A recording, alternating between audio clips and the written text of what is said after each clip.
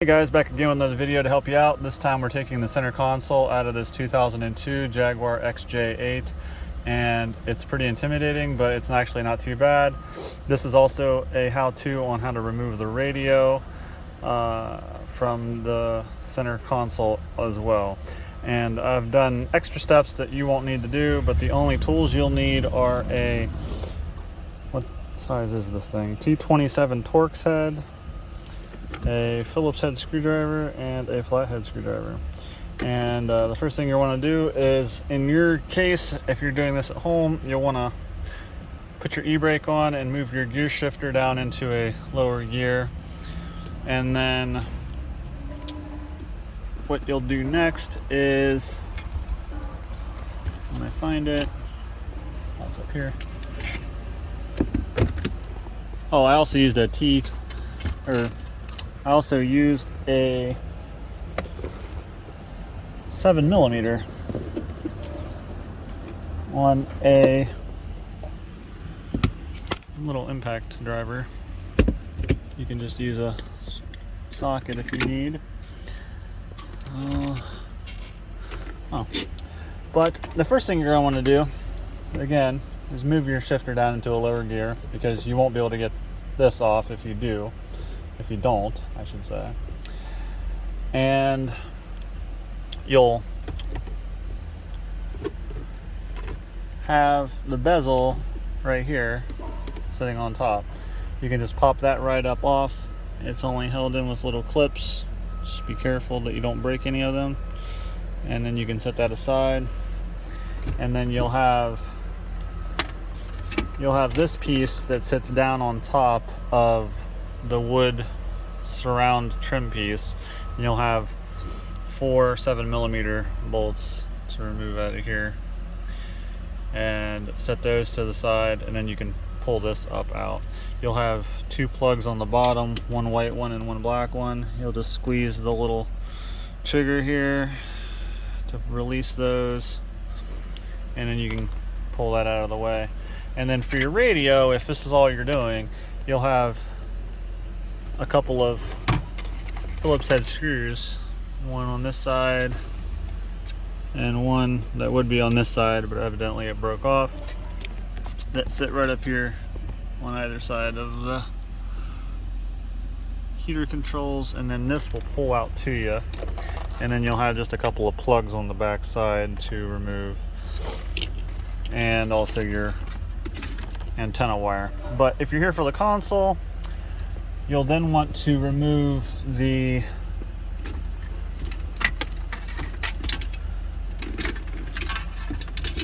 wood trim surround piece. You'll want to start on the front edge out here and bring it back to you, because the top of this tucks up under the front of the console, up under here. This stands straight up, so it will sit up under. So you'll release this front part first and slide it back and up over, and set that to the side. And then you'll need to remove this wood surround up here around the heater vents, and that's just held in with clips as well, that you can remove with your flat tip screwdriver. Also, I would recommend, if you're doing this at home, to wrap your flat tip screwdriver with some electrical tape, or use a panel removal tool that's made of nylon, something to that effect, so you don't accidentally mar or scratch your dash. But this surround piece covers a 7mm bolt. Actually, I should take that back. This covers your T27 Torx heads that sit right here. When you remove those T27s, that will finish the front half of this console. I've already removed the lid because I didn't know if you needed anything done in here or not. You don't need to remove the lid, but if you do, there's just a couple of Phillips head screws here and a couple back here, but I have the lid down here to the side. And in the rear here, you'll have this little piece here that sits between the console and the rear seat. It's covered by a trim piece here that's just held in with clips. You can just pop that up out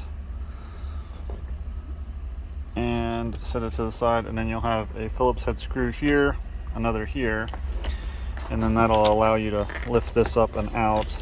And then there's a wire clip in behind for these switches. But you'll need to remove this section here where the rear heat vents are, and it looks like this. It's just held in with clips, top and bottom. It's really only the top, and also around the sides here. But be gentle in removing this. Obviously you don't want to break it, but set it to the side, and then you'll have a Phillips head screw here and another Phillips head screw here, and then you can lift this whole assembly up, and it's difficult to do one-handed.